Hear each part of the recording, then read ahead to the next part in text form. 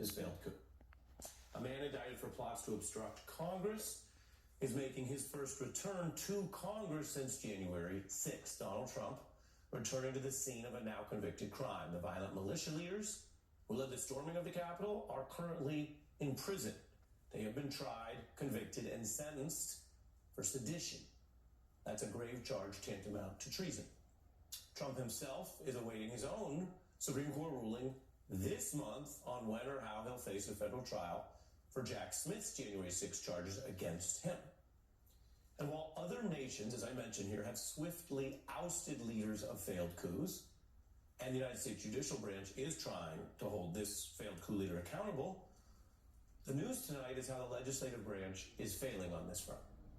Because while Democrats and a handful of Republicans did pursue accountability, no matter where it led, most Republicans are now embracing Trump and minimizing or lying about January 6th, undercutting the very Capitol Police who protect them and who protected the Capitol that day.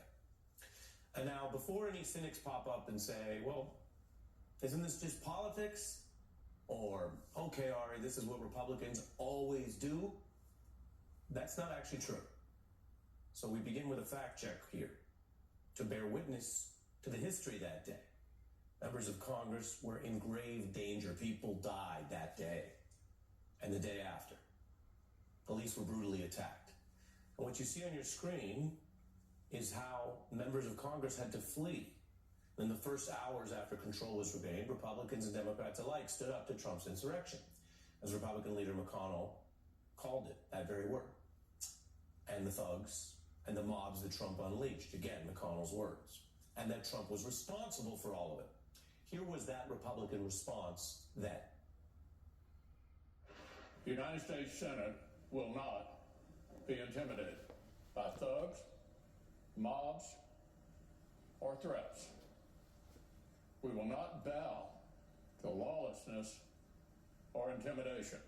This failed insurrection only underscores how crucial the task before us is for our republic.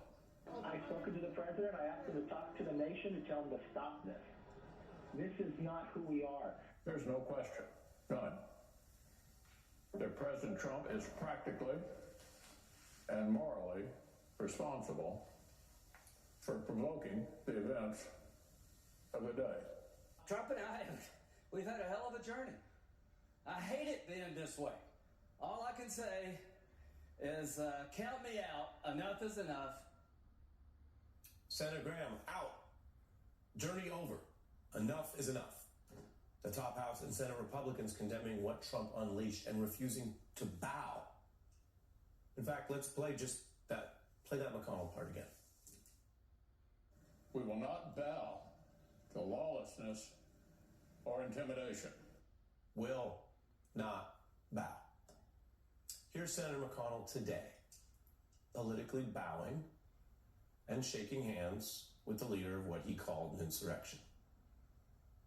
That's today, a long ways from the January 2021 statements, or McConnell's team telegraphing the very next month that he concluded Trump committed impeachable offenses and believes the Democrats' move to impeach Trump will make it easier to purge Trump from the party.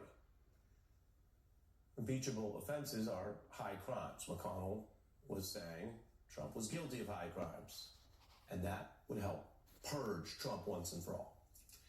He said Trump was morally responsible for the insurrection. That was McConnell then, and here he is today. So today marks a key moment in history. And in an era where images and memes can matter more than the words or what might feel like receding history, let alone rewritten history, which I'll return to, you have this top Republican embracing the convicted candidate, embracing him as if this attack never happened, as if McConnell's own proclaimed moral denunciations do not exist.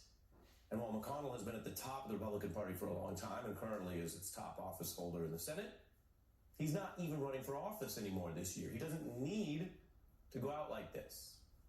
But this is how he's going out, joining this parade of Republicans who know better, which is a public fact because they told us already they know better.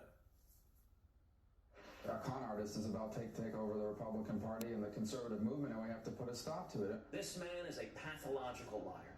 He's a race-baiting, xenophobic, religious bigot. The man cannot tell the truth, but he combines it with being a narcissist. I think he's a kook.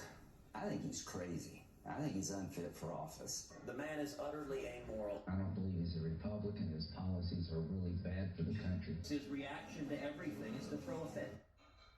Those warnings